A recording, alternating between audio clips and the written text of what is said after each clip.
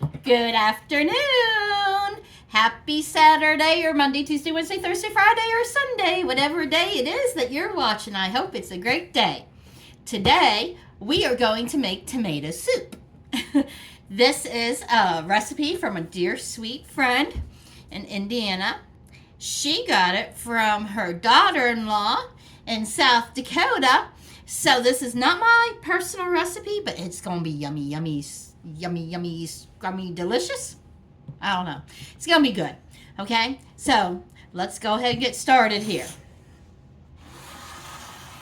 We need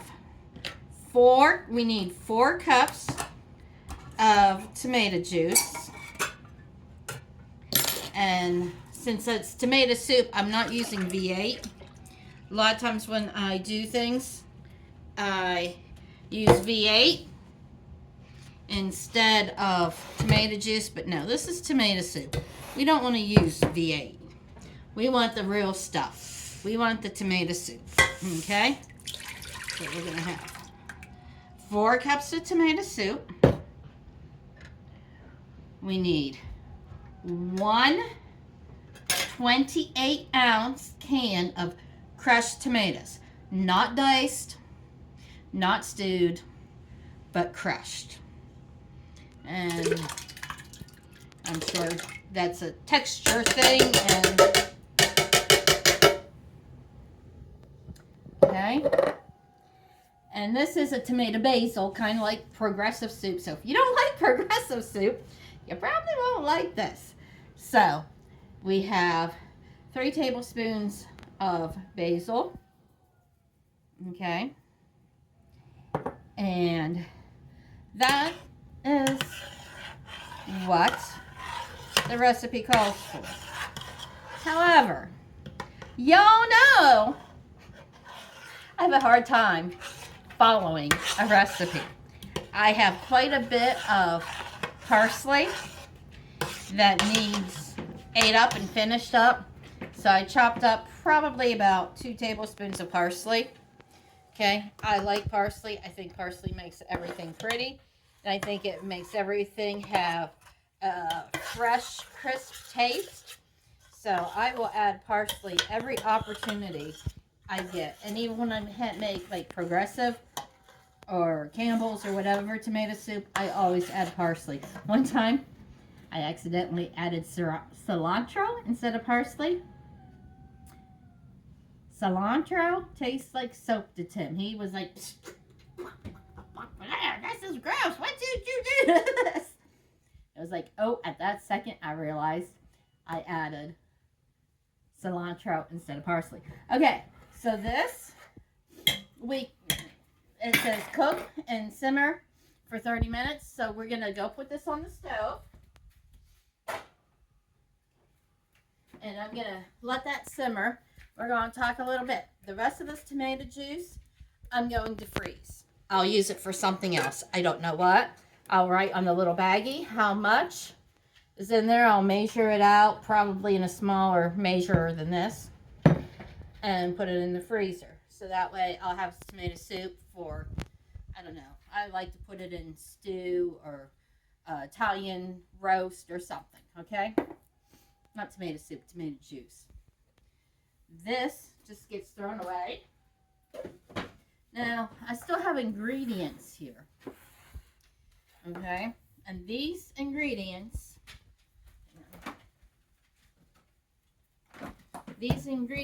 are in the recipe. So after that heats up, we're going to add a stick of butter.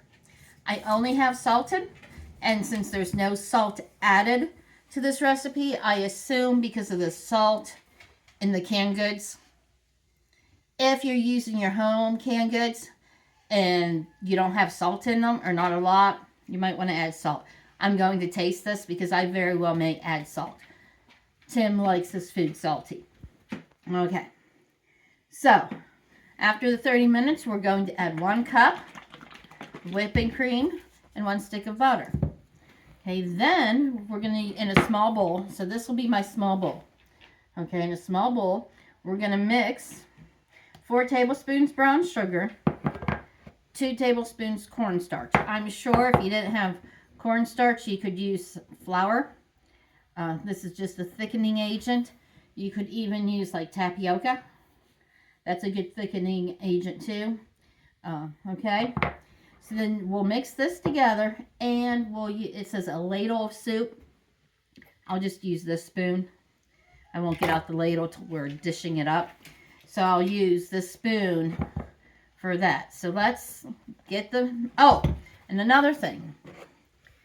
I don't know how many of you out there dehydrate. This is, I can tomatoes. I make salsa, and I can tomatoes. So when you can them, you peel them. So this is the peelings, and you usually have some flesh, you know, and I dehydrate that. So then I can add this to different things to up the nutritional value. So like if I make meatloaf, I can throw some of this in. If I make a stir fry, I can throw some of this in. If I make a roast or just about anything, I can throw some of this in. So I will put probably a tablespoon or 2 of this in the soup to get it going, okay? So let's get the measuring cup to measure out our 1 cup of whipping cream.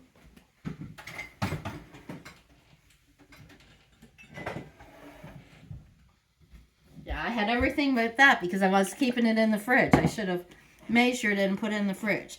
Okay.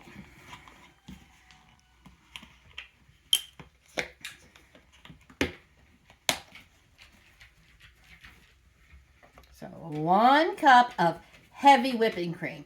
I don't know if I said heavy or not, but we want heavy whipping cream. Just another splash, and that's our 1 cup. This was the only whipping cream that the store I went to had.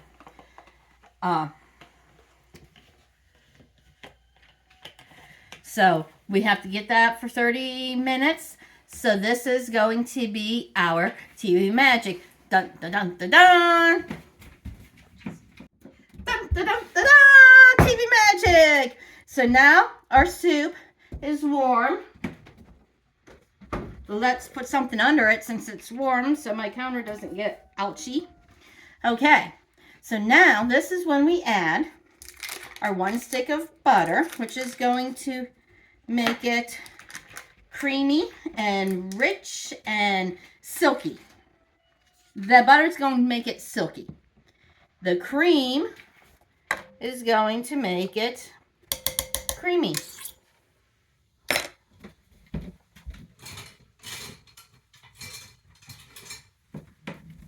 Okay, so this is going to make it yummy, yummy, yummy creamy. Okay.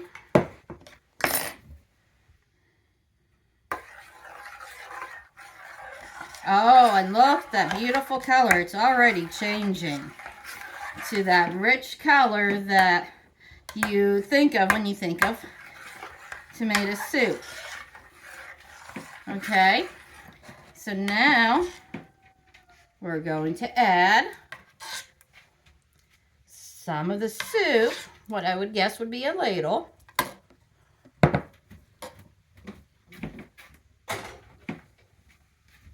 To our brown sugar.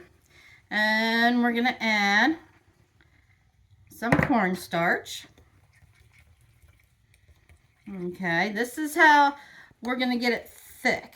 And it's not going to be lumpy and bumpy and have cornstarch bumps. If you want, you can get out a whisk and you can whisk it, but I've always just used a fork. You know, my favorite hobby and pastime is washing dishes, so I just use the same fork I've been using. Okay, and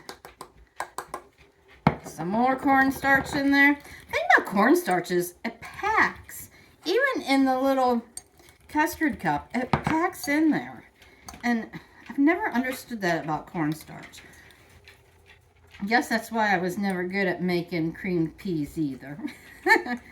My grandma made cream peas with cornstarch, and I just couldn't ever do it.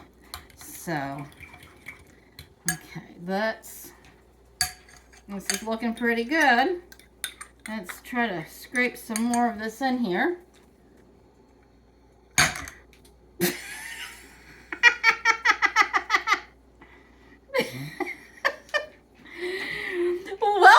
Alexis's kitchen.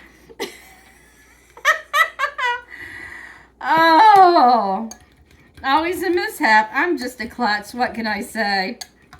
Oh my, that's hilarious. Okay, so now I'm going to take this back over to the stove and add it in.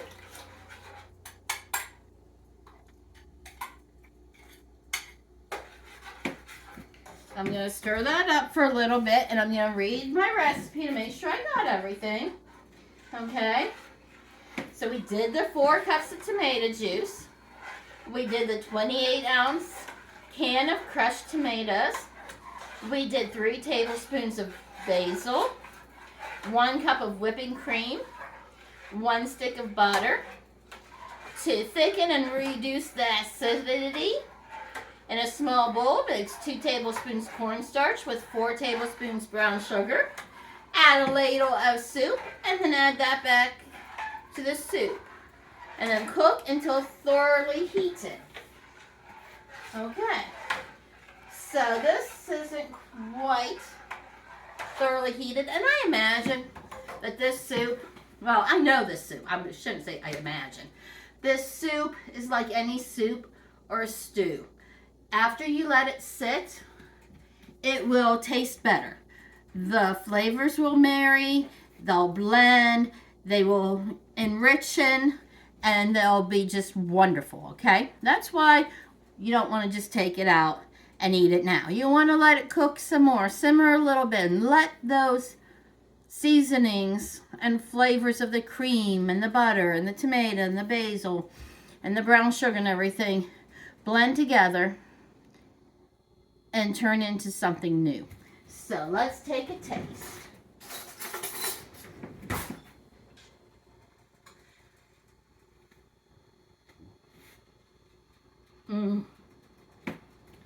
Oh my goodness. Oh my goodness. Oh wow. That's the best tomato soup I've ever had in my life. This beats. There was a restaurant we used to go to and we used to get tomato soup at it. This beats that. This beats Dario's. And this beats any tomato soup I've ever had. This is it.